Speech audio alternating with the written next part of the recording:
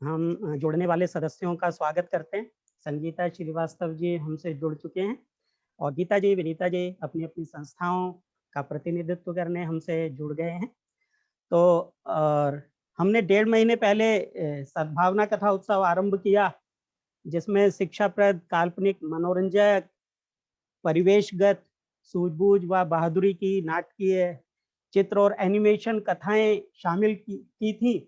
इन्हीं कहानियों में हम आज बाल अधिकारों की बात करेंगे अ, और कहानियों के साथ-साथ क्यों हम ये पर बात भी करेंगे और उनके मन में दबे हुए सवालों के उकेरेंगे, जो बच्चे हमसे जुड़े हैं। इन छोटे-छोटे सवालों में हम तलाशेंगे कि उनकी फ्रीडम कहाँ और कैसे सीमित कर दी जाती है, उनकी शिकायतों को कैसे दूर किया जा सकता है। हम बच्चों से जुड़े हुए बड़े-बड़े सवाल नहीं उठाएँगे, जो बातें जो बात भेजे हुए वीडियोज़ द्वारा बच्चों ने कही, केवल उनका ही समाधान हो जाए तो चर्चा करना सार्थक बन जाए। तो संगीता श्रीवास्तव जी का बहुत-बहुत स्वागत है और कुछ संदेश आए हैं, उनकी व्यस्तताएँ हैं, कुछ अ, आमंत्रित वक्ताओं की, तो जैसे ही वो जुड़ेंगे मैं सूचित करूँगा। हमारे साथ हमारे संस्था के सचिव जी भी हैं, हम स्वागत करते हैं।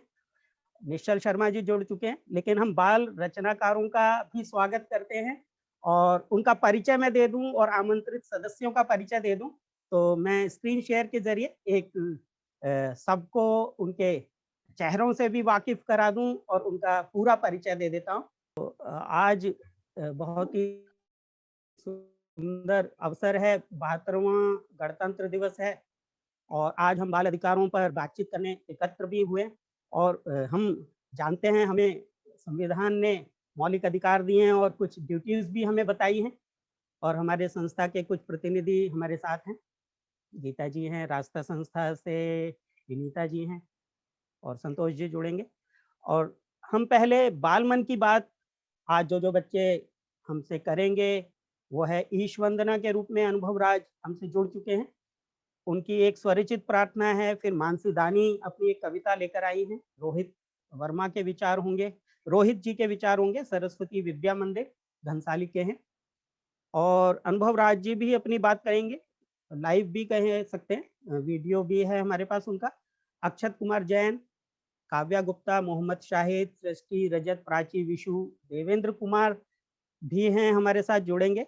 नंदन पत्रिका से अवकाश प्राप्त हैं और हम बात करेंगे बाल अधिकारों की, उनके कहानियों की ज़रिए, उनकी खुद की एक कहानी ऐसी है जिस पर हम बात करना मानते हैं कि की जा सकती है और हमसे सीधे जुड़ेंगे कुछ संस्था के सदस्य और हमारे साथ हैं संगीता श्रीवास्तव जी और जैसे-जैसे लोग जुड़ेंगे मैं परिचय कराऊँगा और ये बच्चे हैं हमारे साथ जुड़े हुए, एक नज़र देख लीजिए। मानसी, अक्षत, प्राची, सृष्टि, काव्या, रजत, शमा, रोहित, मोहम्मद और एक अ, अनुभव राज और बाल सहयोग की एक टीम भी थी, आपने जो देखा क्रिकेट का बल्ला और बॉल लिए हुए थे और ये हमारे आमंत्रित वक्ता हैं आज के और आज व्यस्तताएँ अधिक हैं, देखते हैं कौन जुड़ता है। संगीता श्रीवास्तव जी हमारे साथ हैं इसमें, गीता चंदर जी, सुनीता नेगी जी भी अभी जुड़ी थी, शायद फिर जुड़ गई हों और संतोष गुप्ता जी जुड़ेंगे और देवेंद्र कुमार जी भी हैं हमारे साथ और ये हमारे सहयोगी हैं, जो हमें कथा उत्सव में सहयोग किया जिन्होंने और अब एक प्रार्थना से आरंभ करते हैं हम। स्वरचित प्रार्थना है अनुभव राज की। नमस्कार मित्रों, मैं अनमोल आज आप सभी के सामने अपनी स्वरचित गीत लेकर प्रस्तुत हूँ। गीत का शीर्षक है मेरे भगवान। मेरे भगवान मुझको ऐसी बल बुद्धि और हिम्मत दो, मेरे भगवान मुझको ऐसी बल बुद्धि और हिम्मत दो। चल ना पाऊँ पैर से तो क्या हृदय तरंगित हो मुझ में, चल ना पाऊँ पैर से तो क्या हृदय तरंगित हो मुझ में। मिले सभी को मंजिल अपनी ऐसा रास्ता हो मुझ में, मिले सभी को मंजिल अपनी ऐसा रास्ता हो मुझ में। कभी शिथिल न होने पाऊँ, कभी शिथिल न होने पाऊँ, ऐसी गति और बरकत दो, मेरे भगवान मुझको ऐसी बल बुद्धि और हिम्मत दो। मेरे भगवान मुझको ऐसी बल बुद्धि और हिम्मत दो, किसी के तीखे वचनों को सुन घृणा न मुझ में आए, किसी के तीखे वचनों को सुन घृणा न मुझ में आए, अति प्रशंसा सुनकर अपनी अहंकार न छाए, अति प्रशंसा सुनकर अपनी अहंकार न छाए, दिलों पे सबके राज करूं मैं, दिलों पे सबके राज करूं मैं, ऐसी करुणा किस्मत दो मेरे भगवान मुझको ऐसी बल बुद्धि और हिम्मत दो, मेरे भगवान मुझको ऐसी बल बुद्धि और हिम्मत दो, अपनी शर्तों पर जीने की आजादी हो जीवन में, अपनी शर्तों पर जीने की आजादी हो जीवन में, संबंध हो उम्मीदों के भी फूल खिले हो गुलशन में, संबंध हो उम्मीदों के भी फूल खिले हो गुलशन में, सपने पूरे करूं सभी के, सपने पूरे करूं सभी के, ऐसी युक्ति शोहरत दो मेरे भगवान मुझको ऐसी बल बुद्धि और हिम्मत दो, मेरे भगवान मुझको ऐसी बल बुद्धि और हिम्मत बहुत दो। सुंदर। ये ऐसी प्रार्थना है जो कालजयी कही जा सकती है। इसमें बच्चों के भाव भी थे और एक और रचना स्वरचित कविता है मानसी दानी की, गणतंत्र दिवस पर लिखी है। तो ये और सुन लेते हैं। नमस्कार, आज मैं मानसी दानी आप सभी को गणतंत्र दिवस की हार्दिक शुभकामनाएं देती हूँ और आज इसी अवसर पर मैं आप सभी को एक स्वरचित कविता सुनाने जा रही हूँ जिसका शीर्षक है हम सबका ये हिंदुस्तान है। कब तक तू हिंदू को जगाएगा और कब तक मुस्लिम को, कब तक तू केवल सिख या ईसाई कहलाएगा। इन सब से पहले सच्चा भारतवासी बन, तेरा जन्म सफल हो जाएगा। छोड़ दे भ्रष्टाचार और छोड़ दे ये दंगे, 2 पल का जीवन है ये, फिर किस बात पर गुमान है। बंद कर धर्म के नाम पर ये रोज रोज की लड़ाई, ना हिंदू बन ना मुस्लिम बन, ना तू सिख बन और ना ईसाई। अमर हो जाएगी तेरी कहानी, पर इन सबसे पहले तुझे बनना होगा एक सच्चा हिंदुस्तानी। ना ये जमी तेरी ना ये आसमां तेरा, समझ ले तू बस केवल ये हिंदुस्तान है तेरा। इसकी माटी तेरी, इसका तिरंगा तेरा, ना गीता का ना कुरान का ना बाइबल का ना ही ग्रंथ साहिब का, बन जा तू केवल अपने प्यारे हिंदुस्तान का। देश के प्रति फर्ज है पहला, अब तू फर्जी ना बन, धर्मों की आड़ में अपनी नफरत को बयां ना कर। कुछ करना ही है तो अपने वतन से प्यार कर, अपने वतन से प्यार कर। धन्यवाद। बहुत सुंदर विचार। बच्चे भी सब समझते हैं, तो यहाँ बिल्कुल भी चालाकी और वो नहीं चलेगी राजनीति। तो बच्चे सब समझते हैं, इस बात का हमें ध्यान रखना होगा। रोहित के और विचार सुनते हैं और आज के विषय से जुड़े हुए हैं। बाल अधिकार पर बच्चे की अपनी क्या समझ है। सभी को मेरा प्रणाम। सर्वप्रथम गणतंत्र दिवस की हार्दिक शुभकामनाएं। मैं रोहित सरस्वती विद्या मंदिर घनसाली से आज आपकी समक्ष गणतंत्र दिवस के उपलक्ष्य पर बाल अधिकार से संबंधित कुछ विचार प्रस्तुत करना चाहता हूं। वर्ष 1959 में बाल अधिकारों की घोषणा की गई थी, जिसे 20 नवंबर 2007 में स्वीकार किया गया था। बाल अधिकार में जीवन का अधिकार, भोजन, पोषण, स्वास्थ्य, विकास, शिक्षा, पहचान, नाम, परिवार, मनोरंजन, सुरक्षा और बच्चों का गैर कानूनी व्यापार से जैसे शामिल है। बच्चों की देखभाल और उनकी सुरक्षा को बढ़ावा देने के लिए मार्च 2007 में राष्ट्रीय बाल अधिकार सुरक्षा के लिए भारत सरकार ने एक संवैधानिक स्वास्थ्य कमीशन बनाया है। इस दिन संगठनों, सरकारी विभाग, भारत सरकार, नागरिक समाज समूहों और इंजीनियर कई सारे कार्यक्रम का आयोजन करते हैं, जिसमें कि बच्चे की अच्छी देखभाल हो सके, उनके साथ किसी तरह का कोई दुर्व्यवहार ना हो, सुरक्षा रख जा सके, उन्हें सही से शिक्षा मिल सके, इसी के साथ मनोरंजन, खुशी और शिक्षा मिल सके। यही इस दिन का मनाने का मुख्य उद्देश्य है। धन्यवाद। बहुत सुंदर। बच्चे ने तैयारी की और हमसे विचार साझा किए। और अब छोटे-छोटे विचार बच्चों की अपनी क्या अनुभव हैं बाल अधिकारों को लेकर। तो अनुभव क्या कहते हैं, वीडियो से ज़्यादा सुनते हैं, फिर बात करेंगे सीधा उनसे। नमस्कार, मैं तुम्हें अनवर आज आपसे आज बाल अधिकार के ऊपर अपने विचार प्रकट करने जा रहा हूँ। देखिए, बाल अधिकार एक ऐसा विषय है जिसके ऊपर बात करना बहुत आवश्यक है, क्योंकि जब तक इसके ऊपर चर्चा नहीं होगी तब तक इसका कोई हल नहीं निकलेगा। देखिए, बच्चा सिर्फ पैदा करने के लिए नहीं होता। कुछ लोग होते हैं जिसको पैदा करके सिने में डाल देते हैं। तो बच्चा सिर्फ पैदा करने के लिए नहीं होता, बच्चे को जीने का अधिकार है, शिक्षा का अधिकार है, खेलने का अधिकार है, उसको पोषण का अधिकार है। अब जैसे कि मैं एक दिव्यांग छात्र हूँ, मैं विद्यालय नहीं जा पाता क्योंकि हमारे विद्यालय में वो हमें सीढ़ियाँ चढ़ के जाना पड़ता है और हमारे विद्यालय में वो सुविधाएं नहीं है, वो रैंप नहीं है, सुविधाएं नहीं है, तो इसलिए मैं विद्यालय नहीं जा पाता। मेरी शिक्षा कैसे हो रही है, तो अगर हमें भी सुनहरा अवसर मिलेगा, हमें भी आगे बढ़ने का अवसर मिलेगा, हमारे लिए योजनाएं चलेंगी तो हमारा अच्छा हो जाएगा। बहुत सुंदर अपने मन की बात कही अनुभव ने, और उनसे बात भी करेंगे। और क्योंकि जब बाल अधिकारों की बात होती है तो कोई बच्चा उससे वंचित नहीं रह सकता, चाहे कारण कोई भी हो। तो हमें सबके विषय में सोचना होगा। और देखते हैं बाल सहयोग का एक और बच्चा क्या कहता है हमसे। नाम है अक्षत कुमार। नमस्कार, मैं बाल सहयोग कक्षा 7वीं का छात्र हूँ। मेरा नाम अक्षय कुमार जैन है। मैं आज आप सभी से बाल अधिकार पे एक प्रश्न पूछने जा रहा हूँ।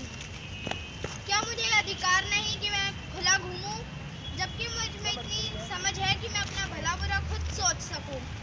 तो फिर मुझे क्यों बार बार जब मैं अपने घर से या CCI होम से कहीं चला जाता हूँ तो मुझे बार बार पुलिस वालों द्वारा, चाइल्ड लाइन द्वारा पकड़ के CCI में डाला जाता है? ये भी वाजिब सवाल है। मतलब एक पिंजरे से छूटे नहीं, दूसरे पिंजरे में डाल दिए गए। बच्चों के इन सवालों के जवाब मिलने चाहिए, हम पूछेंगे ये भी सवाल। और अब हैं काव्या गुप्ता, अलीगढ़ से हैं, 10वीं की छात्रा हैं। देखते हैं हमसे क्या कहती हैं। नमस्कार, मेरा नाम काव्या है। मेरी आवाज़ मेरे अधिकार शीर्षक पर आप सभी के समक्ष मैं अपनी भावनाएं व्यक्त करती हूँ। बचपन को जीवन की एक विशेष प्रक्रिया के रूप में देखा गया है, जहाँ से उनका पूरा जीवन बुना जाता है। लेकिन कुछ लोगों की स्वार्थपरता के कारण बच्चों का शोषण चरम पर है और इस समस्या से बच्चों का काफ़ी बड़ा वर्ग जूझ रहा है। वह अपनी शिक्षा, पालन पोषण और अपने अधिकारों से वंचित है। इस समय सरकार ने 42 बाल अधिकार जारी किए हैं, जिनमें से कुछ प्रमुख हैं, जैसे कि जीवन जीने का अधिकार। यह एक मौलिक अधिकार है जो सभी के लिए समान है।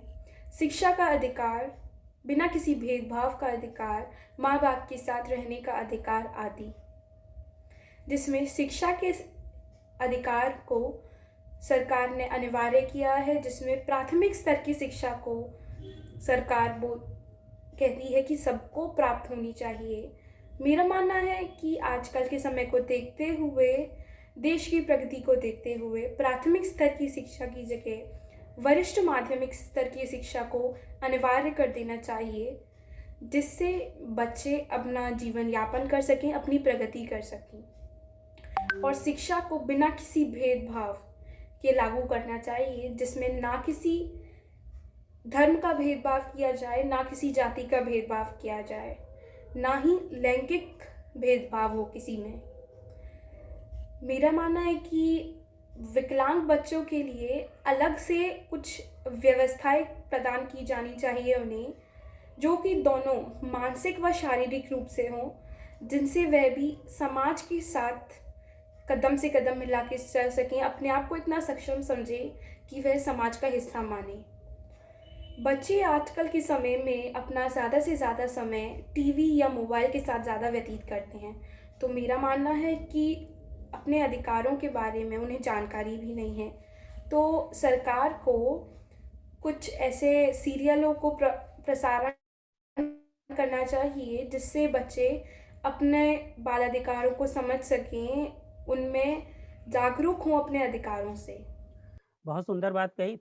और आखिर में जो एक बात कही टीवी प्रसारण वाली, हम देख सकते हैं बाल विवाह पर 2007 जब बाल विवाह निषेध कानून आया था 2006 में 7 में लागू हुआ, तो बालिका वधू एक सीरियल आया तो उसका बहुत अच्छा सकारात्मक प्रभाव पड़ा था समाज पर। तो वैसे ही सीरियल की सुझाव दिया काव्या ने, बहुत सुंदर। और मोहम्मद शाहिद हमसे क्या कह रहे हैं ये भी सुनते हैं। का विद्यार्थी हूँ, मैं कक्षा 8 में पढ़ता हूँ। मेरा नाम मोहम्मद शाहिद है। क्यों मेरे को टीचर बोलते हैं कि बाल ऐसे मत कटवाओ, ऐसे मत कटवाओ? क्या मैं अपनी इच्छा से अपने बाल ये कटवा नहीं छोटे सकता? छोटे सवाल अपने अधिकार हैं और ये क्रिकेट टीम क्या कहती है? पढ़ाई के लिए बोलते हैं, क्या हमारी इच्छा खेलने की नहीं? हर समय खेलना क्या हमारे अधिकार नहीं? ये छोटी सी बात है लेकिन कितनी बड़ी है ये हमें बताएंगे हमारे चर्चाकार। और सृष्टि के पास चलते हैं अब सीधा हम। घनसाली हिमालयन इंग्लिश स्कूल की 6ठी कक्षा की विद्यार्थी हैं सृष्टि। आप सभी को मेरा प्रणाम। मैं सृष्टि हिमालयन इंग्लिश स्कूल से आज आपके समक्ष भारत में बाल अधिकार से संबंधित अपने विचार प्रस्तुत कर रही हूँ। बच्चों को भगवान का स्वरूप कहा गया है और किसी भी देश की असली संपत्ति वहां के बच्चे तथा युवा होते हैं। इसलिए उनके शोषण के विरोध में तथा विकास को ध्यान में रखकर कुछ कड़े कानून बनाए गए हैं। भारत सरकार ने बच्चों के शोषण तथा उनके अधिकारों की रक्षा के लिए कुछ विशेष कानून बनाए गए हैं, जिनमें 2006 से में संशोधित बाल अधिकारों के लिस्ट भी शामिल है, जो निम्न है। भारतीय संविधान के अनुसार 6 से 14 वर्ष की आयु के सभी बच्चों को निशुल्क प्रारंभिक शिक्षा को अनिवार्य बताया गया है, जिसका उल्लेख भारतीय संविधान के धारा 21 में किया गया है। भारत के हर बच्चे को स्वास्थ्य का अधिकार है। भारतीय संविधान के अंतर्गत बच्चों को नौकरी पर रखने तथा उनका शोषण करने पर कड़ी सजा का प्रावधान है। बच्चे को समानता का अधिकार है, इसलिए उनके साथ किसी भी प्रकार का भेदभाव करना कानूनन अपराध है। बच्चों को अपने शोषण के विरोध का अधिकार दिया गया है, जिससे उच्च वर्गों द्वारा किसी भी बच्चे का शोषण न किया जा सके। धन्यवाद। बहुत सुंदर सृष्टि। सृष्टि ने इसकी तैयारी की हुई थी। और अब हम फिर से वापस चलते हैं। अब सृष्टि के बाद हैं हमारे प्राची से और बात कर लेते हैं। रजत का वीडियो हम बाद में चलाएंगे। प्राची क्या कहना चाह रही है? आप सभी को मेरा प्रणाम। मैं प्राची बोल रही प्राची हिमालयन इंग्लिश स्कूल से आज आपके समक्ष बाल अधिकारों के बारे में अपने विचार प्रस्तुत कर रही हूँ।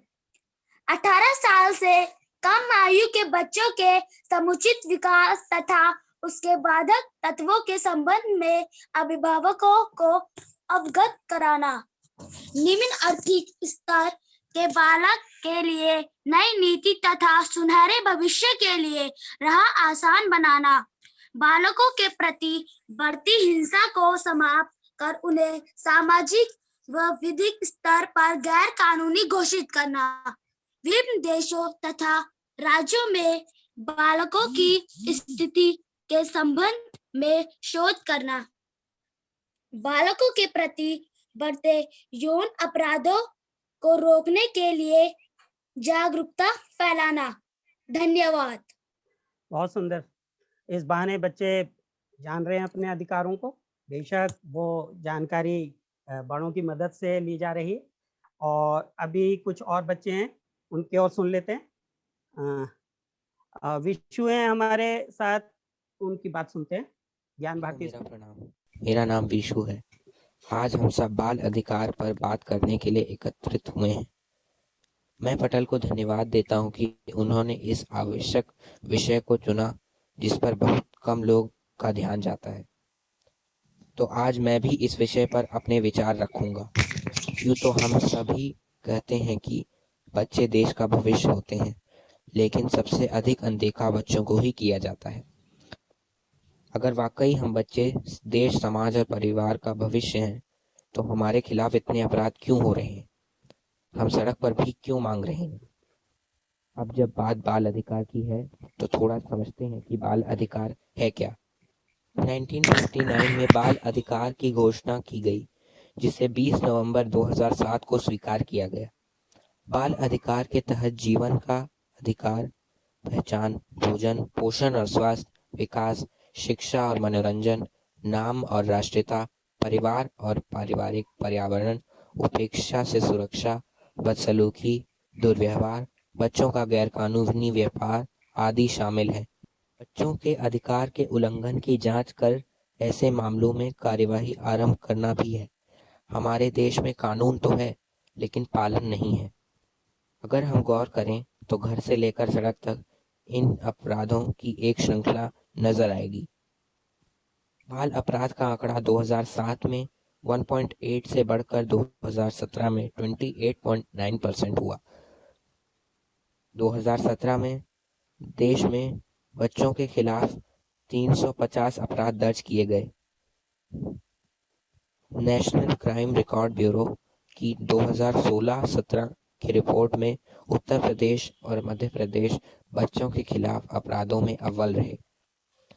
मध्य प्रदेश में 9038 और यूपी में 9145 मामले सामने आए। दोनों राज्यों में अलग अलग 14.8% अपराध दर्ज हुए। इस दौरान झारखंड में सबसे ज़्यादा 73.9% अपराध बढ़े और मणिपुर में 18.7% रहे। ये आंकड़े 2017 के हैं, तो आप अंदाज़ा लगा सकते हैं कि वर्तमान में बाल अपराधों की स्थिति क्या होगी। अधिकारों का उल्लंघन व उपेक्षा हमेशा से होती आ रही है। बच्चों के प्रति अपराध के आंकड़े इसके गवाह हैं। अतः इसके कारण और समाधान को समझना आवश्यक है। बाल अधिकार पर बने नियमों के पालन का मूल्यांकन करने के लिए मौजूदा कानून, नीति व व्यवहार का विश्लेषण करना और नीति के किसी भी पहलू पर जांच करना जो बच्चों को प्रभावित कर रहा हो, साथ ही उसके समाधान के लिए नए नियम बनाने का सुझाव देना बहुत आवश्यक है। सरकारी विभागों और संस्थाओं में बच्चों के विचारों के सम्मान को बढ़ावा देना और उससे गंभीरता से लेना भी जरूरी है। बाल अधिकारों के बारे में सूचना बनाना और उनका प्रचार प्रसार करना आवश्यक है। देश का भविष्य कहे जाने वाले अधिकांश बच्चे अपनी जिंदगी हमेशा बुरी स्थिति में गुजारते रहे, जिसका जिम्मेदार हमारा समाज, सरकार है। अतः बच्चों को उनके अधिकार मिल सकें और उनका बचपन स्वस्थ और सुरक्षित हो सके, उसके लिए जरूरी है उनके अधिकारों के प्रति कार्यपालिका और कार्यप्रणाली सख्ती के साथ काम करे। सरकार ही नहीं, समाज को भी संवेदनशील और जागरूक होने की आवश्यकता है। जब सब मिलकर सोचेंगे तब शायद देश का भविष्य कहे जाने वाले हम बच्चे वास्तव में समाज और परिवार का उज्जवल भविष्य बन पाएंगे।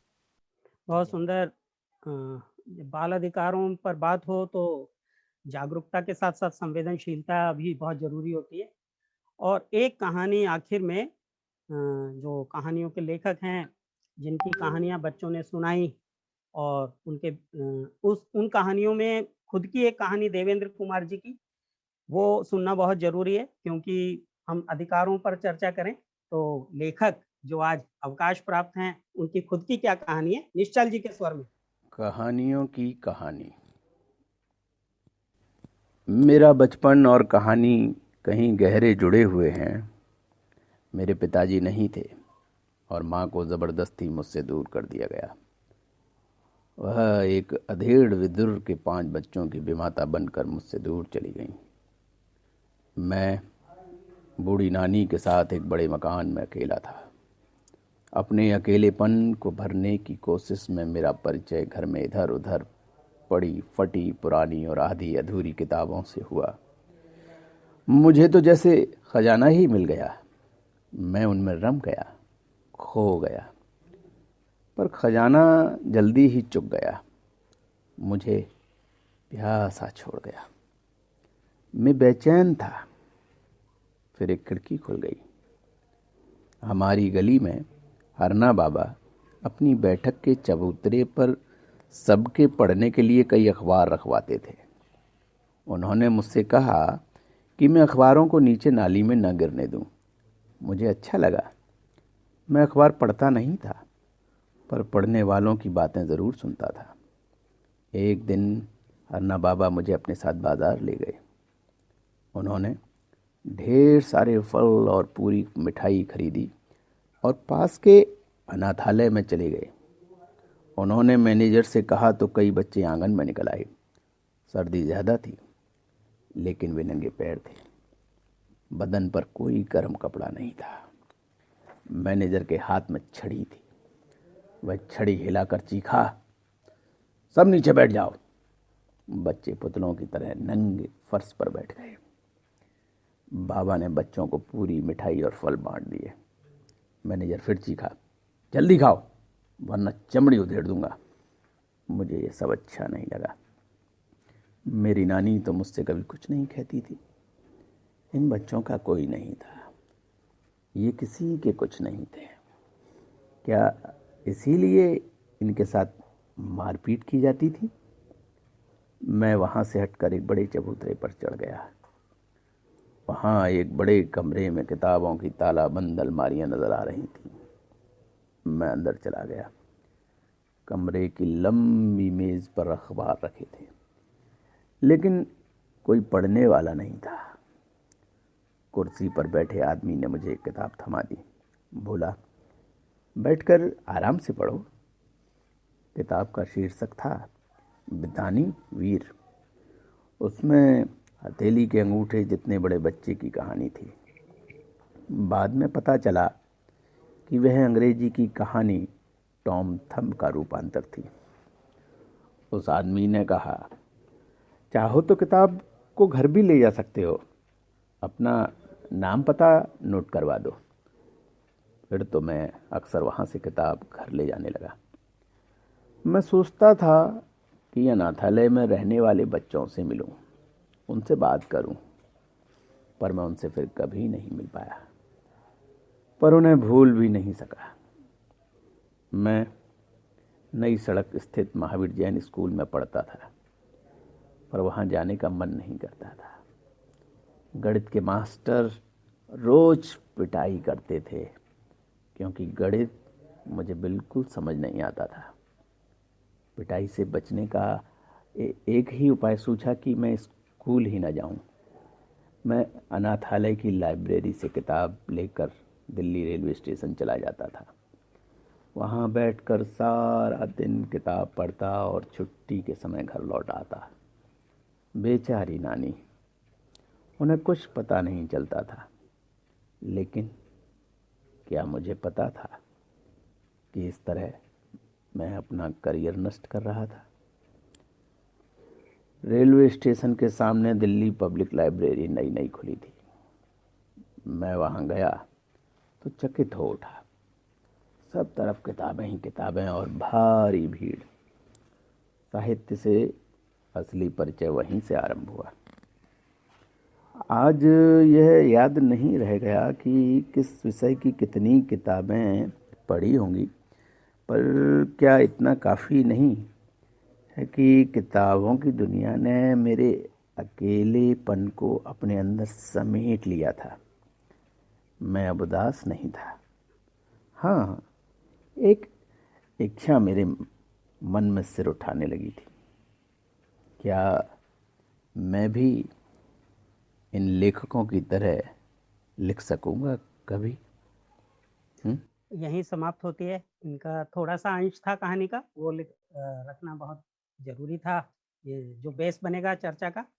और अब हम चर्चा में शामिल होते हैं और बच्चों से भी बात करेंगे और आमंत्रित वक्ताओं से भी।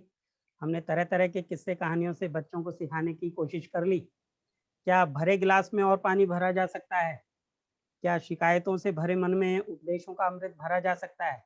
चलिए आज की चर्चा में कुछ समाधान देकर बाल मन में उठे तूफान को शांत करने के प्रयास करते हैं।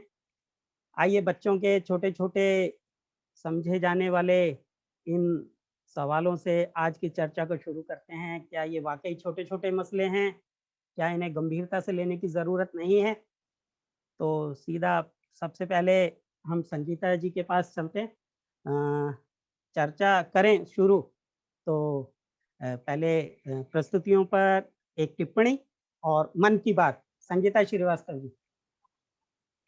सर बहुत बहुत प्रणाम है इस पटल पे उपस्थित सभी लोगों को, और भारत के 72वें गणतंत्र दिवस की आप सबको ढेर सारी शुभकामनाएं। गणतंत्र दिवस का बहुत ही अच्छा अवसर है, और ये जो विषय आपने लिया है एकदम सटीक आज के दिन के लिए, अधिकार और दायित्वों के ऊपर।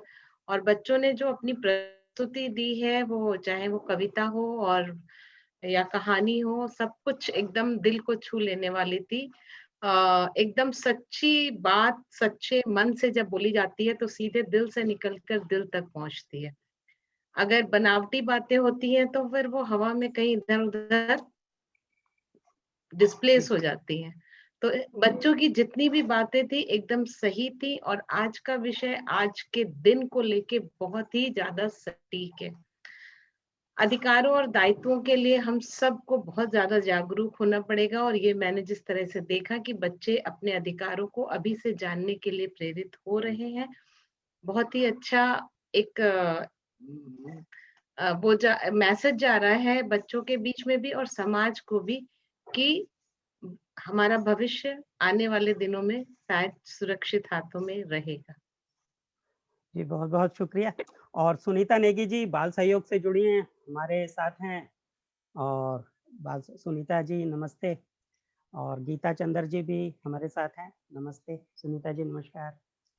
नमस्ते सर। और हमारे बीच में आज तकनीकी की जानकारी लेकर देवेंद्र कुमार जी भी हमसे जुड़ चुके हैं। वो शांत होकर सुनेंगे बस, क्योंकि थोड़ी कहीं तकनीकी गड़बड़ी ना हो जाए, उनको डर है, इसलिए जितनी ट्रेनिंग मिली है आज वो उसका लाभ लेंगे। विनीता जी नमस्ते, और रास्ता संस्था से जुड़ी हुई हैं, हमारी सहयोगी हैं, और आज कुछ सवालों के जरिए इस चर्चा को आगे भी बढ़ाएंगे। सुनीता जी अगर कुछ कहना चाहते हैं बच्चों की प्रस्तुतियों पर, क्योंकि आप मनोवैज्ञानिक दृष्टि से बच्चों को समझते हैं, उनकी अभिव्यक्ति पर को समझते हुए बात करते हैं। सुनीता जी। को रिपब्लिक डे की हार्दिक शुभकामनाएं, और बच्चों को भी बहुत बहुत शुभकामनाएं। बड़े अच्छे सवाल पूछे बच्चों ने, और बाल सहयोग के भी कई बच्चों ने कुछ अटपटे तो कुछ सच्चे कई सवाल पूछे। हाँ, तो एक एक करके हम सब इनके जवाब देंगे। बहुत सुंदर। और अभी हम केवल छोटी छोटी टिप्पणियां ले रहे हैं। गीता जी अगर हैं, गीता चंद्र जी जो FXP जी सर।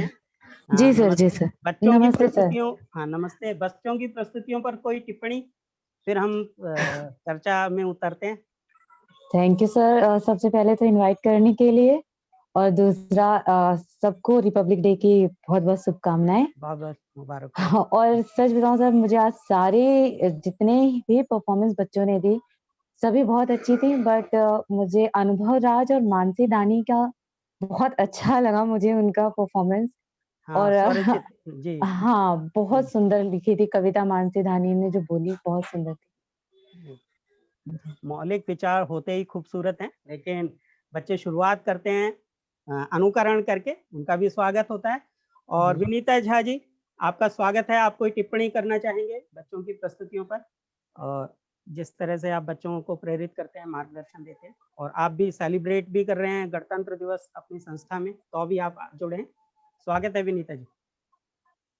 जी सर, जी बहुत ही अच्छा रहा। मैंने जहाँ जितने भी सुने हैं अब तक की कहानियां, कविताएं और जितने वीडियोस देखी हैं, तो एक चहल पहल का माहौल आपने बना के रखा, और कभी घर में बैठे हैं ऐसा महसूस नहीं हुआ। बच्चों को कुछ ना कुछ करते ही रहे, इसके लिए तो सबसे पहले आपका बहुत बहुत धन्यवाद। सबको एक मंच पे लाके एक नया रूप और नया आकार देने के लिए धन्यवाद प्रफुल्ल जी। शुक्रिया विनीता जी। और अनुभव, आप कुछ मन की बात और कहना चाहते हैं? क्योंकि बड़ों की जब बात होना शुरू होती है, बच्चों की, तो बच्चे दाएं बाएं होना शुरू हो जाते हैं, ये हम जानते हैं। अनुभव अभी बोल लीजिए। सर सभी को सबसे पहले नमस्कार। नमस्ते। और मैं आप सभी को गणतंत्र दिवस की बहुत बहुत शुभकामनाएं देता हूँ। और सबसे पहले मैं ये बोलना चाहूंगा कि राजीव गांधी फाउंडेशन और प्रतुल सर, आपको बहुत बहुत आभार कि आपने मुझे ये सुनहरा अवसर दिया इसमें बोलने का। मुझे आपसे जुड़ के बहुत ही आनंद आता है। तो मैं ये कहना चाहूंगा कि बच्चों को सभी चीज का अधिकार है, लेकिन सबसे ज्यादा अधिकार शिक्षक का है, क्योंकि बच्चे पढ़ेंगे नहीं तो आगे बढ़ेंगे नहीं। तो कुछ घरों में क्या होता है कि बच्चे जन्म लेने के बाद उनके माता पिता उनको अनाथालय में छोड़ देते हैं, ये सोचकर कि उनको कौन पढ़ाएगा लिखाएगा। तो मेरा ये मानना है कि बच्चों को जीने का, पढ़ने का, पोषण का और सभी चीज का अधिकार है। और आजकल हमने देखा है कि लड़कियों पे या लड़कों में बहुत ही हिंसक बढ़ता हो रहा है, बहुत ही हिंसा हो रही है। तो मैं ये कहना चाहूंगा कि यहाँ पे कि बच्चों को सुरक्षित वातावरण का भी अधिकार है, बच्चों को सब चीज का अधिकार है, बच्चों को अच्छा माहौल मिलने की जरूरत है। बहुत सुंदर बात कही। और समान अवसर भी मिलने की जरूरत है। समान अवसर उनको देने की आवश्यकता है और अपनी बात रखने का उनको अधिकार होना चाहिए। जैसे कि मैं दिव्यांग हूँ तो मुझे अपनी बात रखने का अवसर मिला, आपने अवसर दिया, इसके लिए आपको बहुत बहुत शुक्रिया, बहुत बहुत धन्यवाद जी। तो मैं अपनी बातें यहीं पे समाप्त करता हूँ। बहुत सुंदर। और मानसी जी भी जुड़ गई हैं, पहली बार जुड़ी है। मानसी दानी, आपका स्वागत है। आपने बहुत ही सुंदर कविता पाठ करी और लिखी बहुत सुंदर, सभी को पसंद आ रही है। मानसी, आप कुछ और कहेंगे? कुछ भी कह सकते हैं, अधिकारों के अलावा भी कह सकते हैं। मानसी जी। सर, मेरे लिए ये बहुत अच्छा अवसर था कि मैं आप लोगों के साथ जुड़ पाई। इसके लिए आपका धन्यवाद। जी, और हम तो यही चाहेंगे, अनुभव हो, मानसी हो, विशु हो या कोई और क्षमा भी हो, तो वो खूब सुंदर सुंदर रचनाएं रचें, क्योंकि मौलिकता सुंदर लगती ही है। क्षमा, जब भी आप चाहें आप हमसे अपने मन की बात कह सकते हैं। विशु, कुछ कहना चाहेंगे? Yes sir. जहाँ स्वागत है। पहले तो सर मैं आपको धन्यवाद देना चाहता हूँ कि आपने मुझे मेरी बात रखने को कहा। और मैं यही कहना चाहूंगा कि सर जैसे हम स्कूल जाते हैं तो अलग अलग सब्जेक्ट के अलग अलग टीचर होते हैं, पर वो सारे सब्जेक्ट एक बच्चे को पढ़ना होता है। तो ऐसा क्यों है कि अलग अलग सब्जेक्ट अलग अलग टीचर पढ़ाते हैं पर एक ही बच्चे को अलग अलग सब्जेक्ट पढ़ना है? सारे टीचर चाहते हैं कि उनका विषय बहुत जरूरी है और वो बच्चे को आना ही चाहिए। तो अगर और बाद में वो बेशक दिशा बदल ले। ये हमारे साथ के वक्ता जरूर इस विषय पर बताएंगे, बात कहेंगे। और कोई बच्चा? कृष्ण कुमार दीक्षित जी का भी स्वागत है, हम उनसे भी सवाल करेंगे। बहुत बहुत स्वागत है आपका, आप जुड़े इतने व्यस्त कार्यक्रम में भी। और हम चर्चा को आगे बढ़ाते हैं। कोई और बच्चा कुछ कहना चाहे वो कभी भी कह सकता है उत्तर। तो हम सबसे पहले चर्चा आरंभ करते हैं आज, क्योंकि दो एडवोकेट भी जुड़ने थे, एक चित्रकूट चले गए, दूसरे अस्वस्थ हो गए, तो वो देखते हैं कब जुड़ते हैं। तो मैं कृष्ण कुमार दीक्षित जी से ये सवाल किए लेता हूँ, क्योंकि पूर्व उपायुक्त रहे हैं और बच्चों के विषय में वो काफ़ी मर्मज्ञ भी हैं बच्चों के सवालों पर। हर विषय के स्कूल होमवर्क को बच्चे द्वारा पूरा करवाने पर अभिभावकों की अलग अलग राय हो सकती है कि होना चाहिए, ज़्यादा है, कम है।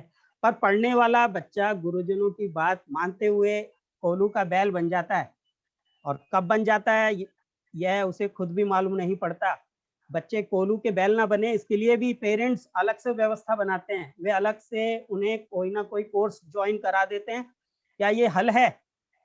हाँ, कृष्ण कुमार दीक्षित जी, आपके सवालों का इंतजार, सवालों के जवाबों पर बड़े खूबसूरत होते हैं। तो आपसे ये सवाल है कि नए कोर्स ज्वाइन करा दिए जाते हैं उनको व्यवहारिक बनाए रखने के लिए। धन्यवाद जी, धन्यवाद प्रतुल जी और जी। सारे बच्चों का मैं अभिवादन करता हूँ। ये बात बिल्कुल सही है कि हर बच्चे की क्षमता अलग होती है, रुचि अलग होती है। हम बच्चे को ये चाहते हैं, गार्जियन ये चाहते हैं कि उनके तरफ से उनकी तरह से ये सोचे, उनकी तरफ से ये चले। मैं इस प्रश्न का उत्तर देने के लिए एक छोटी-सी कहानी प्रस्तुत करता हूँ।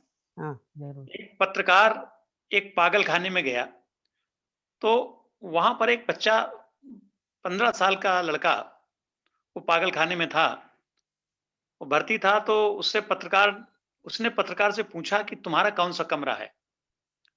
तो पत्रकार ने कहा कि मैं इस पागलखाने में नहीं रहता हूँ, मैं बाहर से आया हूँ, मैं पत्रकार हूँ।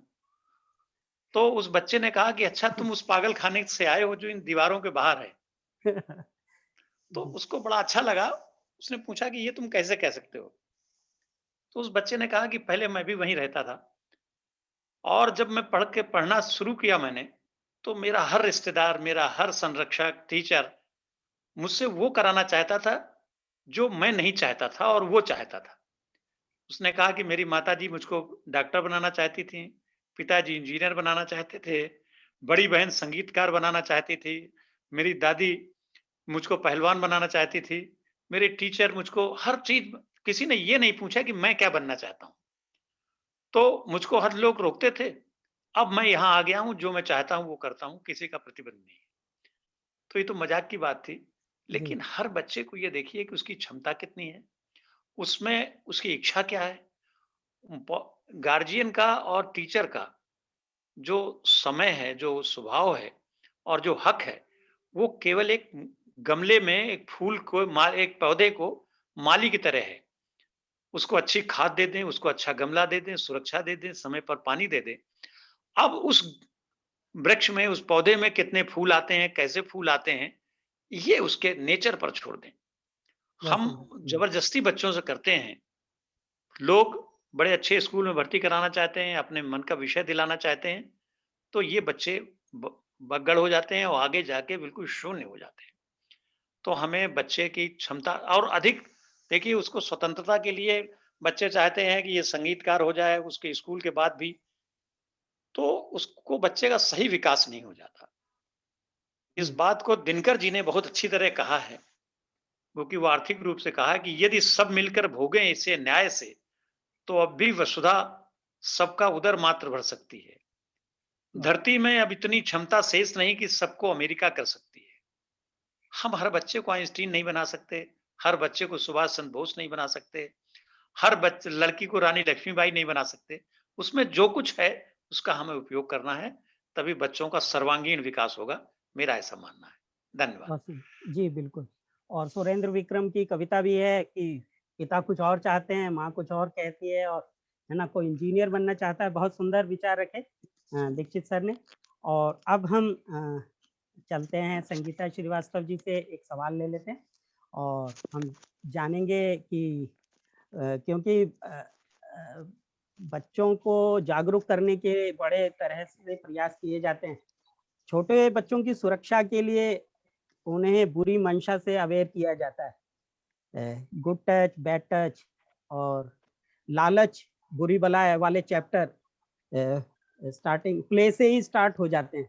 इस जानकारी का सामुदायिक बस्तियों में कितना असर होता है, ये हम जानेंगे संगीता श्रीवास्तव जी, क्योंकि हम देखते हैं कि इस हाँ।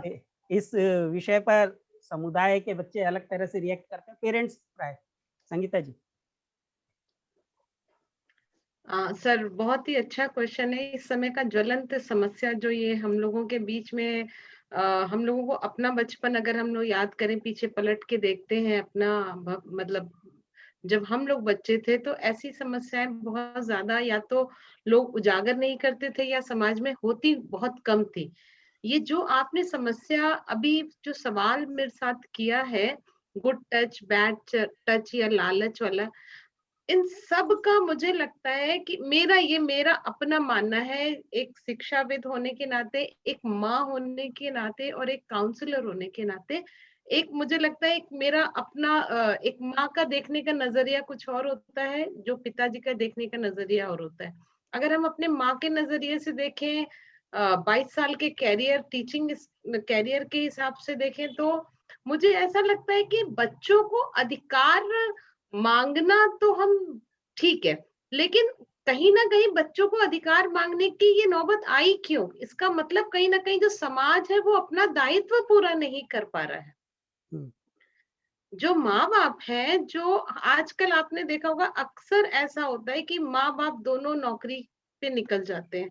ज्यादातर बच्चे क्रच में रहते हैं या घर में अकेले भी रहते हैं। मुझे याद है कि पिछले 5-6 साल पहले की बात है कि एक बच्ची में काफी चेंज आ रहा था, तो पीटीएम में मैंने उसके पेरेंट्स को बुलाया और मैंने उनके बारे उस बच्ची की सारी व्यक्तित्व जो परिवर्तन आ रहा था उसके व्यक्तित्व में, वो मैंने पेरेंट्स से डिस्कस किया। तब उन्होंने मुझे पता चला, उन्हें नहीं पता था अपनी बच्ची में क्या-क्या मेरी बच्ची में बदलाव आ रहा है, लेकिन as a teacher, as a माँ मुझे पता दिखने लग गए थे वो परिवर्तन कि इस बच्ची के साथ कुछ सही नहीं हो रहा है।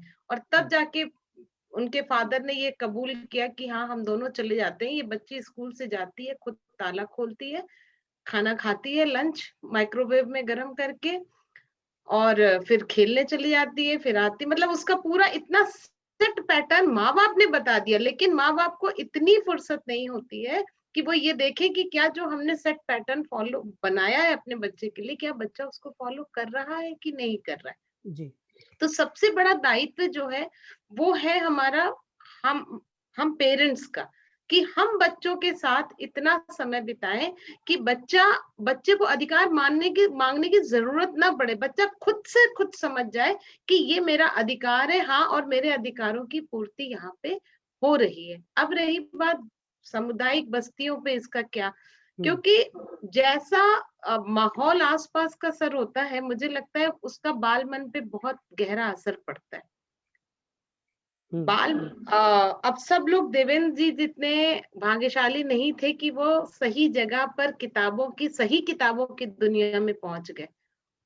आप अक्सर देखिए कि जो सामुदायिक बस्तियां होती हैं, वहां का माहौल ऐसा होता है, चाहे आप टीवी में देख लीजिए जो सीरियल्स दिखाए जा रहे हैं, बच्चा अपना आदर्श किसे मान रहा है, हम नाम नहीं लेंगे किसी भी फिल्म स्टार का या किसी भी फिल्म हीरोइन का या एक्ट्रेस का या किसी भी ऐसे व्यक्ति का नाम मैं यहाँ नहीं लूंगी, लेकिन ये हम सब बड़े होके जानते हैं कि बच्चे फॉलो किसको करते हैं।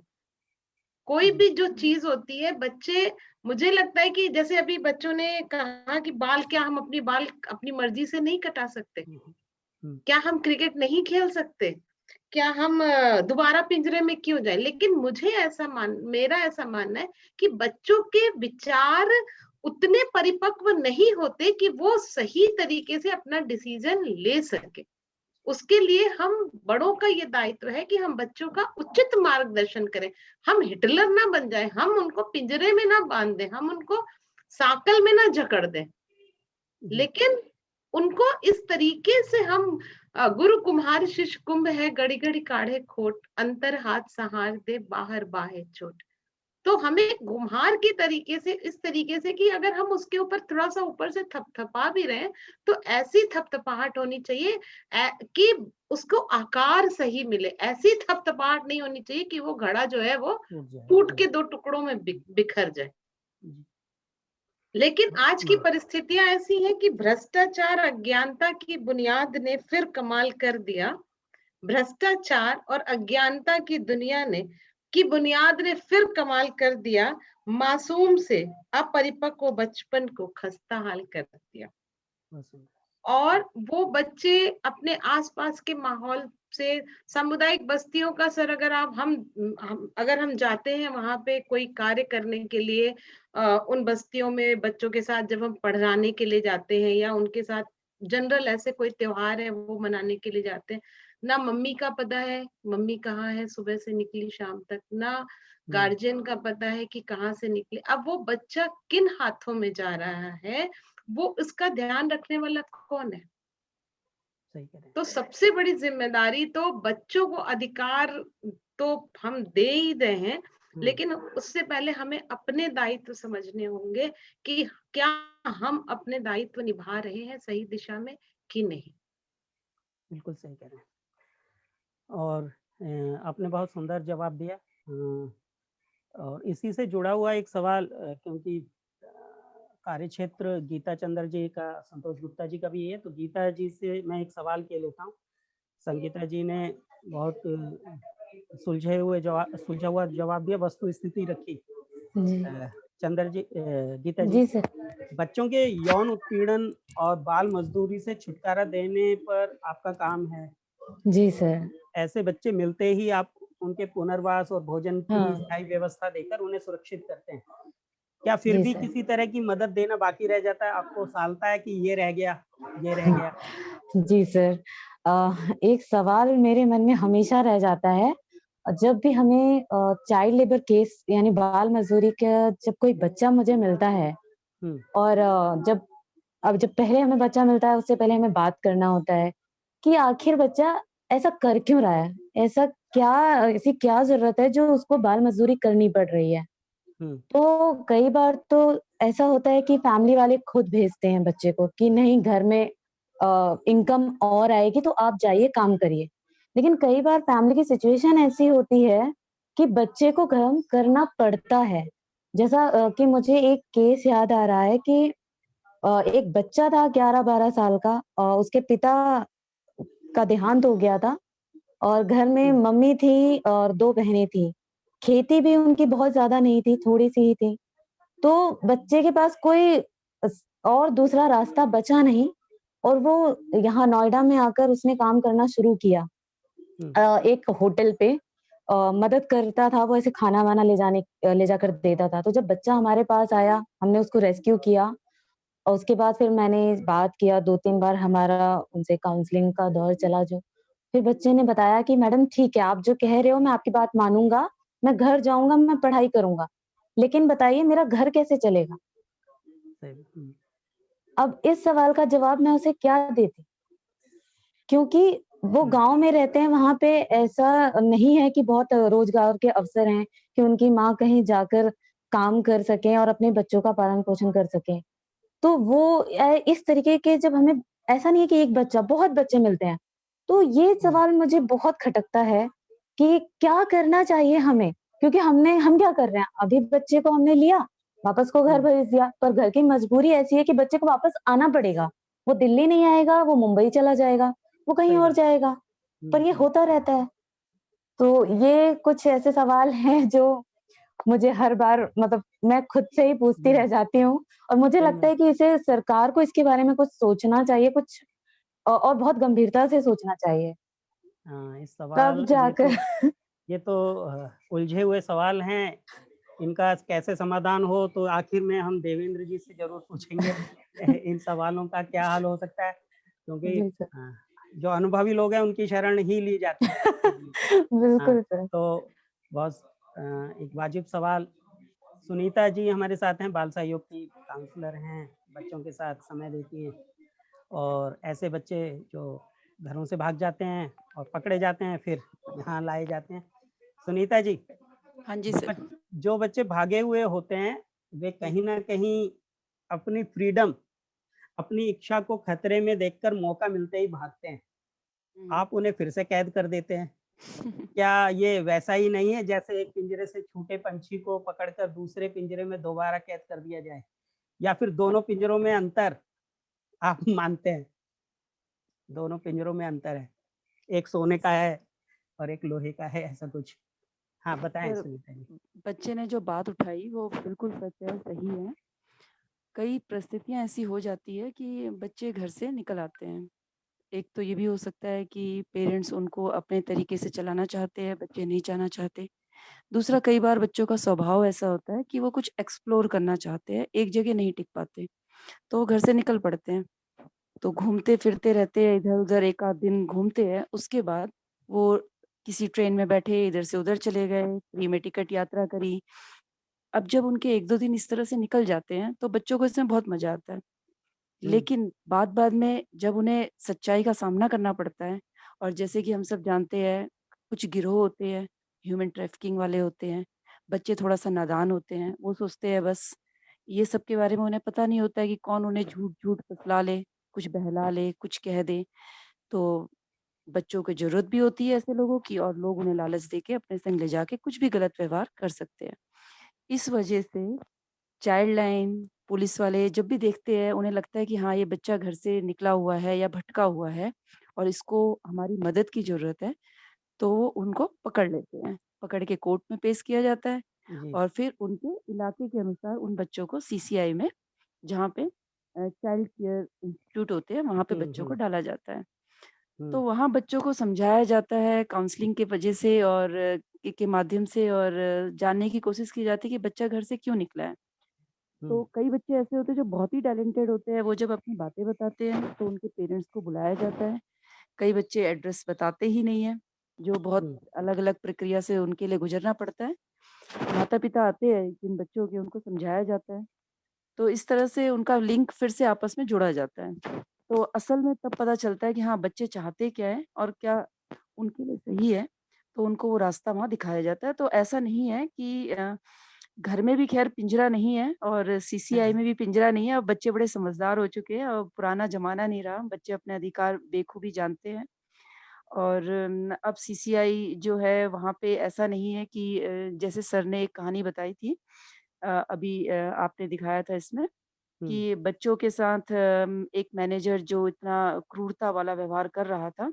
जी। अब मेरे ख़्याल से बहुत जगह, मतलब बहुत कम ऐसी चांसेस हो सकती है पूरे भारत में, लेकिन अब बहुत सारे सरकार ने इस तरह के इंस्पेक्शन हो जाना, बहुत सारी बच्चों के फ़ॉलो-अप होते रहना, इस तरह के कई प्रकार से, एक तरह से कह सकते हैं डंडा ऐसा छोड़ रखा है पीछे से, जी। हर टाइम उनके बारे में पूछताछ करना। तो जी। इस वजह से ऐसा होना अब बहुत ही कम या मेरे ख़्याल से मुमकिन नहीं है। हुँ, हुँ। तो सीसीआई में बच्चों को उनके मेडिकल केयर को लेके, अगर बच्चा आ रहा है, कई समय से घर से भागा हुआ है और उनको कई प्रकार की बीमारियाँ लग गई है या उसके संग कोई शोषण हो चुका है, तो उनको हेल्थ वाइज़ भी मेडिकल चेकअप जी। दिया जाता है, सारी उनकी देखा जाता है कि कहाँ कैसा रहा है, बच्चे से पूरी कहानी पूछी जाती है कि कैसे-कैसे उसने क्या-क्या किया है, बच्चे से कहीं भीख तो नहीं मँगवाई गई है, उसके कुछ अंग तो नहीं निकाले गए हैं या जो भी इस तरह की हाँ, ये चीज़ें। सब ज़रूरी। हुँ। हाँ, तो ये सब चीज़ें होकर सीसीआई में बच्चों को ये बताया जाता है कि परिवार बहुत ज़रूरी है, उनको हुँ। एक रिलेशन किस तरह से बनाना चाहिए वो ज़रूरी है और उनके हुँ, हुँ। आगे एम क्या है। तो पढ़ाई-लिखाई ही ज़रूरी नहीं है, बट जी। पढ़ाई-लिखाई इतनी तो हो कि वो किसी भी चीज़ को करने के लिए उसका जवाबदेही बन सके। तो ऐसा नहीं है कि वो आईएएस ऑफ़िसर ही बनेगा, अगर वो हाँ, हाँ। संगीत में रुचि रखता है या किसी भी चीज़ में रुचि रखता है, वहाँ से उस बच्चे को बताया जाता है कि तुम्हारे अंदर हाँ, ये खूबी है, जो बच्चे ने पहले समझी ही नहीं होती है। तो जी। इस तरह से ऐसा नहीं है कि ये यहाँ पे पिंजरा है, तो हाँ, बस हाँ। बच्चे के ऊपर है कि उसको कितना हमने समझाया है या माँ-बाप ने हाँ। कितना टाइम दिया है, तो यही है सर। जी, महत्वपूर्ण भूमिका निभाते हैं काउंसलर। नहीं तो यस सर। बच्चे कुछ का कुछ अर्थ निकाले, वो बाउंडिंग बनाना बहुत ज़रूरी है, बहुत बड़े और ज़रूरी है। छोटे में। और यस हमारे सर। साथ एक स्कूल के अध्यापक भी जुड़े हुए हैं, प्रमोद कुमार दीक्षित। वो जुड़े हैं तो सवाल किए लेते हैं क्योंकि मुझे ये ध्यान आ रहा है कि स्कूल में बेशक गेट होता है स्कूल का, किसी-किसी स्कूल के 2 गेट भी होते हैं, जहाँ से आना-जाना होता है बच्चों का, लेकिन स्कूल एक समय पर बंद कर दिया, वो गेट बंद कर दिया जाता है स्कूल का, तो बच्चे रास्ता निकालते हैं दीवारें तोड़कर भाग या दीवार फांद कर भागने का। तो ऐसा क्यों होता है प्रमोद जी? सोच लीजिएगा। बच्चे किन कारणों से ऐसा करते हैं कि दीवारों में भी गेट बना देते हैं 2, 3, 4 अलग-अलग। ये तो हमारे स्कूल में था। तो कहीं न कहीं कुछ न कुछ ज़रूर गड़बड़ तो है। बच्चे भाग क्यों रहे हैं? दीवार फांद कर या दीवारों में छेद करके। जी। जी। आपका आपका सवाल बहुत वाजिब है। हाँ। सभी को गणतंत्र दिवस की बधाई देता हूँ और मैं जी। बहुत बाद में जुड़ा हूँ, इसलिए क्षमा भी चाहता हूँ, मैं इस जगह था जी। और अभी आया हूँ। और यह सवाल को थोड़ा-सा मैं इस तरह से लेता हूँ कि जब हमारे कक्षाओं में खिड़कियाँ नहीं होती, जब हुँ। हमारी कक्षाओं की विद्यालय में खिड़कियाँ नहीं होती, मतलब बाहर हम बच्चों को एक्सपोज़र पर नहीं ले जाते बिल्कुल, हैं, बहुत सुंदर। विद्यालय में हाँ, के हाँ। लिए होता है, सब बच्चे वहाँ पर दूसरा दरवाजा, दूसरा गेट बहुत सुंदर करते हैं। जवाब, बहुत और सुंदर मुझे है। 22 साल काम करते हुआ है बच्चों के साथ। मैं प्राथमिक विद्यालय में हूँ और मतलब मेरे कार्यकाल में या कहीं भी मुझे तो ऐसा कहीं देखने को नहीं मिला है कि बच्चों ने इस प्रकार के किए हों। लेकिन जो आपका सवाल है, निश्चित रूप से इस प्रकार के बहुत सारे दृश्य दिखाई पड़ते हैं और इसका पीछे कारण यही है कि अभी जो साथी बोल रहे थे और आप आगे बोलेंगे, देखो जो महत्वपूर्ण बात होती है कि हम विद्यालयों में बच्चों का जो अपना मान सम्मान है एक मानव के रूप में, उसको हम वहाँ पर महत्व नहीं देते हैं। तो बच्चों को महत्व मिलना चाहिए, ये एक बड़ी बात होती है। बाकी पढ़ाई लिखाई तो एक दूसरी चीज है, महत्वपूर्ण है, लेकिन एक व्यक्ति के रूप में, एक इंसान के रूप में हम उनको मान सम्मान दें, उनके स्वास्थ्य की रक्षा करें और एक आनंद का वातावरण विद्यालय में बनाएं, ऐसा मुझे लगता है। बहुत सुंदर और बिल्कुल आपने टू द पॉइंट बात कही कि उनको मान सम्मान मिलेगा तो क्यों नहीं रुकेंगे विद्यालयों में, ये बहुत सही बात है। और आपने ये भी बात कही कि जिन विद्यालयों में कक्षाओं में खिड़कियां नहीं होती, वहाँ दरवाजे, नए दरवाजे बनते हैं भागने के। और देवेंद्र जी ने अपनी कहानी में कहा था वो गणित की कक्षा में जाना ही नहीं चाहते, तो वो जो दरवाजा नहीं बनाने का हौसला रखते वो जाते ही नहीं, तो ये भी उपाय है। तो बाउंडिंग टीचर्स की तरफ से बननी चाहिए, तो ये बहुत जरूरी है। शिक्षा का अधिकार सबके लिए है। तो एक देवेंद्र जी से सवाल किए लेता हूँ। हमने एक छोटा सा हिस्सा आपकी कहानी का रखा था। आपका स्वयं का जीवन ऐसा रहा है कि जो किसी बच्चे के लिए बेहद मुश्किल भरा कहा जा सकता है। ऐसे बहुत तमाम बच्चे हो सकते हैं। परिवार में रहकर भी माता पिता का प्यार ना मिल पाने को आप कैसे देखते हैं? देवेंद्र जी, स्वागत है। जी धन्यवाद। पहले जी, क्या कहा जाए बचपन के बारे में? हर बच्चे की अपनी अलग समस्या है और उसका निदान भी अलग है। तो जो स्थिति है उसके अनुसार ही उसमें माँ बाप की भूमिका तो है, टीचर की सबसे अधिक है, मैं समझता हूँ। क्योंकि दिन का सबसे अच्छा समय टीचर के साथ ही बीतता है और अपने साथियों के बीच बीतता है। माँ बाप को इतना समय कभी कभी नहीं भी होता है, और आजकल जैसी स्थिति है उसमें वर्किंग कपल होते हैं तो बच्चे को उतना समय दे नहीं पाते हैं। तो मैं समझता हूँ सबसे प्रोडक्टिव समय वही है जब वो अध्यापक और अपने साथियों के बीच में होता है। उस समय क्या स्थिति बनती है इसको देखना जरूरी है, और ये हर एक के साथ अलग अलग तरह से होगा। जी जी शुक्रिया, आपने थोड़ी सी बात करी हमसे। और किशन दीक्षित सर के पास चलूं उससे पहले मैं संगीता जी से एक सवाल किए लेता हूँ। संगीता जी, संविधान ने हमें कुछ मौलिक अधिकारों के साथ हमारी ड्यूटीज भी बताई हैं। ये सही है कि बच्चे के अधिकार भी इन अधिकारों में शामिल हैं, फिर क्यों इनका अलग से उल्लेख करने की जरूरत पड़ी? संगीता जी। सर, बच्चों के अधिकारों की जरूरत हमें इसलिए पड़ी कि बच्चे अपने स्तर पे भी जान पाए कि हमारे क्या अधिकार है।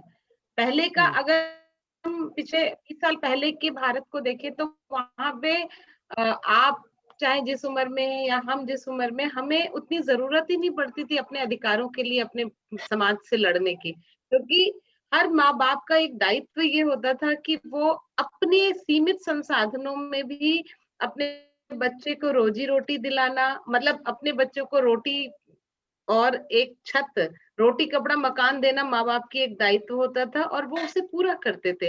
अपने खर्चों में कटौती करके अपने बच्चों को, आज भी हम लोग यही करते हैं, अपने खर्चों में अगर हम शॉपिंग करने गए हैं तो पहले बच्चों की वो देखते हैं कि भाई बच्चे को क्या पसंद आ रहा है, फिर लगता है अच्छा बच्चा अगर ये खरीदना चाह रहा है तो महंगा है, चलो उसकी खुशी पूरी कर दो, और हम अपने खर्च, अपनी इच्छाओं को दबा लेते हैं कहीं ना कहीं। लेकिन कई बार ऐसा होता है, ये हर बच्चा इतना भाग्यशाली नहीं होता है कि इसको ऐसा परिवार मिले, ठीक है, या उसको ऐसी सामाजिक परिस्थितियां मिले कि जिसमें इतना सब कुछ सोचा जा सके। सर ने जैसे अभी कहा कि शिक्षकों की भूमिका बहुत महत्वपूर्ण होती है। निश्चित ही शिक्षकों की भूमिका बहुत महत्वपूर्ण है, लेकिन फिर वही हम दायित्व की बात कहेंगे। कुछ बच्चे तो शिक्षा के मंदिर में कदम रख ही नहीं पाते, उन्हें ये अवसर ही नहीं मिल पाता है कि वो शिक्षा के विद्यालय मंदिर तक जा पाए। अब यहाँ फिर माँ बाप का दायित्व आया, क्योंकि वो ये सोचते हैं, जैसा अभी गीता मैम बात कर रही थी कि वो कह रहे थे ना कि ठीक है मैं तो पढ़ने चला जाऊंगा, लेकिन आप ये बताओ कि हमें वो कहाँ से दोगे आप, हम खाना कहाँ से खाएंगे, हम खाना कहाँ से खाएंगे। तो ये अगर हम ये कहें कि बच्चों को कि भाई ठीक है, आप पेरेंट्स अगर हमें ये कहते हैं कि हाँ हम मजदूरी एक घर की मजदूरी हम और कर लेंगे, लेकिन नहीं बेटा आपको स्कूल जाना ही जाना है, आपको स्कूल जाना ही जाना है।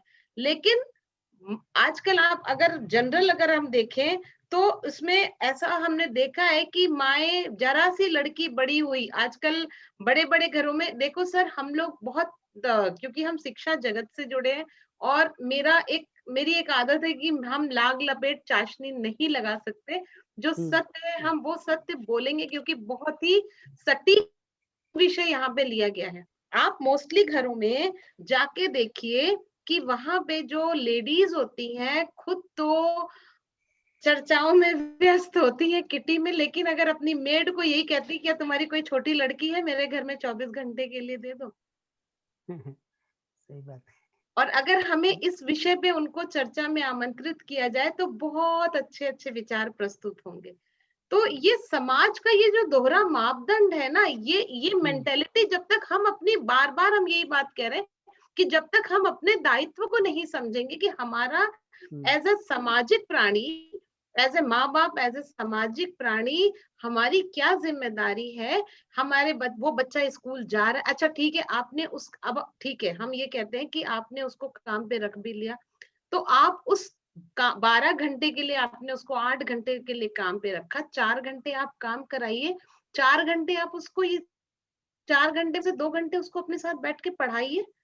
तो ये भी तो एक आप सामाजिक कार्य भी तो कर रहे हो, आप अपना दायित्व निभाइए और फिर उसको अधिकार से काम भी कराइए। लेकिन ये सोच कहाँ होती, वो तो ये कहते हैं हम इतने पैसे दे रहे हैं हम तो पूरा काम लेंगे, वो 8 घंटे के पैसे देते, कोशिश होती है कि 10 घंटे का काम करा ले हम, तो बच्चा शिक्षा के मंदिर तक तो पहुंच पाए।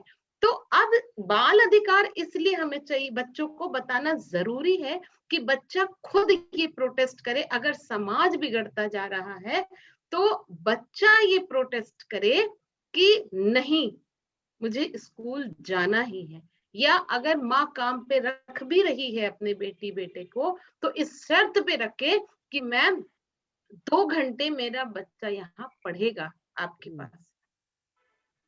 हम लोग भी पेरेंट्स से जब हमारी पीटीएम्स होती हैं तो हम पेरेंट्स से ये उम्मीद हम कहते हैं कि आप हमारे कोई मदद मत करिए, आप कोई ट्यूशन मत लगाइए, आप कुछ मत, बस आप चाय पीते समय अपने बच्चे की कॉपी पलट के देख लीजिए कि आज आपके बच्चे ने स्कूल में किया क्या। जब स्कूल से बच्चे के ऊपर एक आई होगी, एक आंख होगी, और घर से भी बच्चा उसी माहौल में रहेगा तो एक बच्चे के अंदर भी एक ये भावना जगेगी कि हाँ जो हम कर रहे हैं या जो मेरे साथ हो रहा है वो सही हो रहा है। तो बाल अधिकारों को अलग से मेंशन करना इसलिए मेरे ख्याल से जरूरी है कि बच्चे खुद इस बारे में जागरूक हो, वो चाहे बाल मजदूरी के लिए हो, चाहे वो पालन पोषण के लिए हो।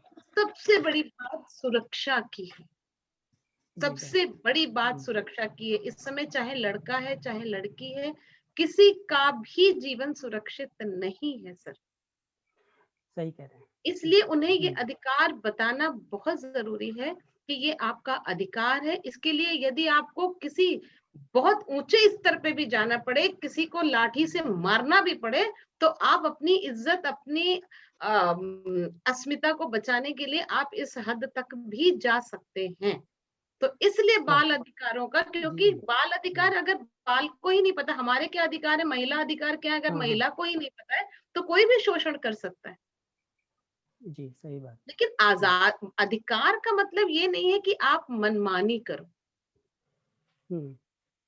अधिकार का मतलब ये नहीं है कि आप मनमानी करो, मनमानी लेकिन करो। अधिकार आपको इतना पता होना चाहिए कि आपका भला किसमें है। सबसे बड़ा दायित्व समाज के लोगों का है, टीचर्स का है, पेरेंट्स का है कि बच्चों को के सामने पोथी पढ़ पढ़ जग मुआ पंडित भया ना कोई। आप पोथी पढ़ पढ़ के उनको पंडित मत बनाने का प्रयास करिए, उन्हें नैतिक शिक्षा दीजिए, मॉरल वैल्यूज दीजिए, उन्हें लाइफ स्किल सिखाइए। 2-4 किताबें पढ़ के तो ये हम जैसे ही हो जाएंगे। सही बात ठीक कह रहे है, हैं। तो इसलिए और मुझे लगता है कि बाल अधिकारों को अलग बच्चों से को पता होना बहुत जरूरी है। बहुत जरूरी है। और विनीता जी, हम रास्ता संस्था के द्वारा ये काम करती भी हैं जागरूकता लाने का। तो मेरा एक छोटा सा सवाल बस कि बच्चों में विश्वास कैसे जी पैदा जी किया जाए कि हाँ कौन जी, अच्छा हाँ जी, बहुत सारे बातें कैसा, हैं मेरे पास। हाँ जी, कैसे विश्वास पैदा किया जाए कि बच्चा कैसे जाने कि ये मेरा भला चाहता है, ये बुरा चाहता है, ये कुछ हाँ हाँ, संदेहास्पद, वो बिल्कुल आप बिल्कुल कैसे करते हैं? जी। मतलब एक अपने भयमुक्त अधिकारों को समाज। पूरा करने के लिए वो क्या करें जी पाने जी के लिए? बिल्कुल। अ, प्रतुल जी, मैं और सभी साथियों को मेरा बहुत बहुत पहले तो गणतंत्र दिवस की हार्दिक शुभकामनाएं। जी। और मैं पिछले 25 साल से इस फील्ड में हूँ, एजुकेशन में, और खासकर लड़कियों के लिए। तो मेरा जो मानना है कि सबसे पहले अगर हम लोग हमारा लर्निंग सोसाइटी इतना बढ़िया हो और जो भी हमारी सोसाइटी हो वो लर्निंग प्रोसेस से हो, और एक भयमुक्त समाज जिसको बोलते हैं। अब लड़कियां पढ़ना तो चाहती है, बच्चे पढ़ना तो चाहते हैं, कई घरों में ऐसे भी होते हैं, लेकिन घर का माहौल ऐसा होता है, नहीं भाई पढ़ लेगा बट बहन को रहने दो, 8वीं तक पढ़ ली, 5वीं तक पढ़ ली, आगे पढ़ने की जरूरत नहीं है। आज भी आप देखेंगे 6 से 14 साल की लड़कियां, जो आंकड़ा भी आप देखेंगे तो 6 से 14 साल की लड़कियां एनरोल्ड तो हो जाती है, बट ड्रॉप आउट रेट सबसे ज्यादा होता है इनका, खासकर यूपी में ये बहुत है। तो क्यों है? क्यों शिक्षा के प्रति माँ अपनी बेटियों को पढ़ाना चाहते हैं, बट भाई नहीं बोलता है, फादर नहीं, पापा नहीं बोलते हैं कि तुम जाओ। तो इस माहौल में अगर हमें सब मिलके चलेंगे, और धीरे धीरे ये बदलाव आ रहा है, मैं ऐसा नहीं कहूंगी कि आज कोई नहीं कर रहा है। पहले जो लड़कियों की शादी 14-15 साल में हो जाता था, आज 18, 19, 20 भी पहुंच गए। खुद मेरा अनुभव है कि हमने बहुत सारे ऐसे घरों में देखे हैं कि नहीं, माँ बाप बोलते हैं कि नहीं अभी नहीं, बाद में शादी कराएंगे। तो आ रहा है, शिक्षा एक ऐसा ही एक पैगाम है, एक स्तर है जिससे हम इस समाज को ऊपर लेके जा सकते हैं। ये तो सभी महसूस कर रहे हैं। आप देखेंगे अपने आसपास भी, जहां हम रहते हैं, हमारे गली में धोबी के बच्चे हैं, गार्ड के बच्चे हैं, काम करने वाली के बच्चे, सभी जाते हैं स्कूल। आज के दिन कोई ऐसा नहीं बोलता है कि मैं अपने बच्चे को स्कूल नहीं भेजूंगा। जी। सबकी है कि शिक्षा एक ऐसा माध्यम है जिससे अपने अधिकार, अपने समाज और अपने आप को हम जान पाएंगे और आगे बढ़ा पाएंगे। ये तो मेरा मानना है। और लड़कियों के अंदर अगर भय मुक्त करना है तो हमें पढ़ाने का तरीका इतना खूबसूरत होना चाहिए कि बच्चा सुबह उठते ही वो उसका मन करे कि कोई स्कूल में कोई प्यार करने वाला, कुछ बोलने वाला और अच्छे से मुझे देखने वाला होगा। एक छोटी सी स्माइल के साथ वो बच्चा खींचा आ जाएगा आपके पास। ये तो मेरा अनुभव है। अगर सबसे मैं कुछ सुंदर था। ऐसा बोल नहीं के ये कल हम मिलेंगे और इस काम के साथ, तो वो ये भाग के आता है। यही फार्मूला है एक, बस एकमात्र एकदम बच्चों बस को अपने पास छोटी सी बुलाने का। स्माइल और प्यार।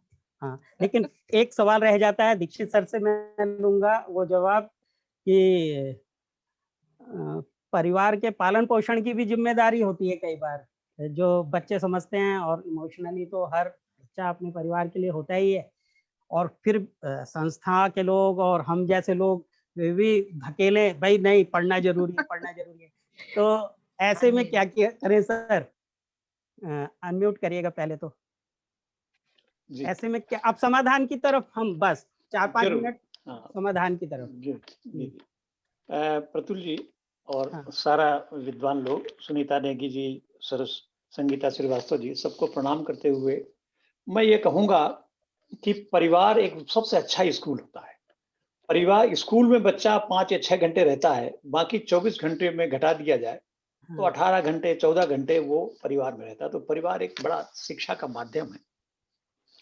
जो पहले परिवार में सुरक्षा होती थी कि वो कोई बच्चा अगर कारीगर का बच्चा है तो कारीगरी कर लेगा, लेकिन आरक्षण हो जाने के कारण ये प्रथा खत्म हो गई।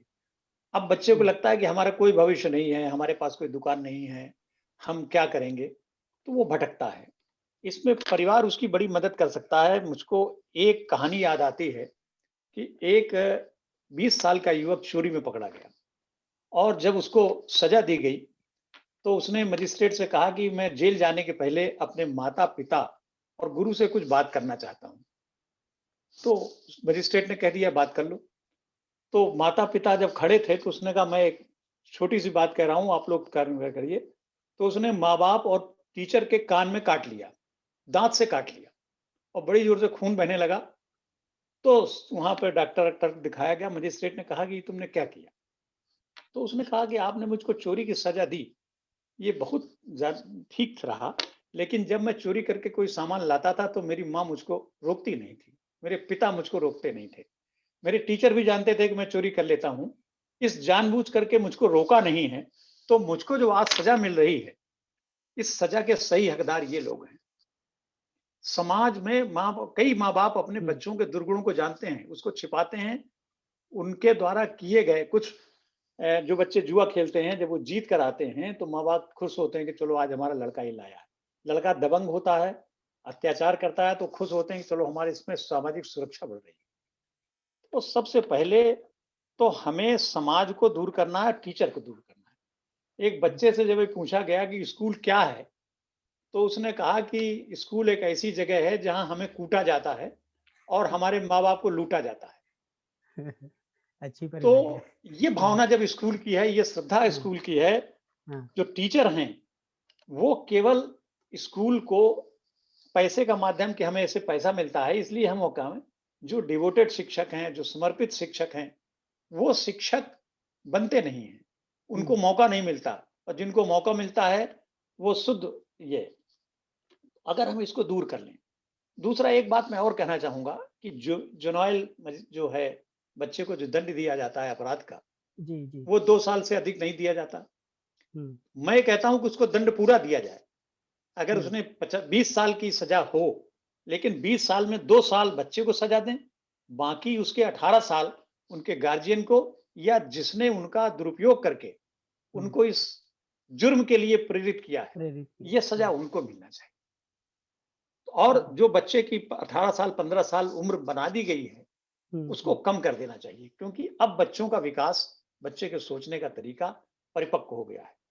आज का 12 साल का बच्चा जो चीज सोच लेता है, आज से 10 साल पहले 18 साल का बच्चा नहीं सोच पाता था। और मैं, जैसे अभी विनीता जी ने कहा कि तरीका क्या है, अगर बच्चे को मुस्कुरा के कहें तो वो सब बात समझ जाएगा।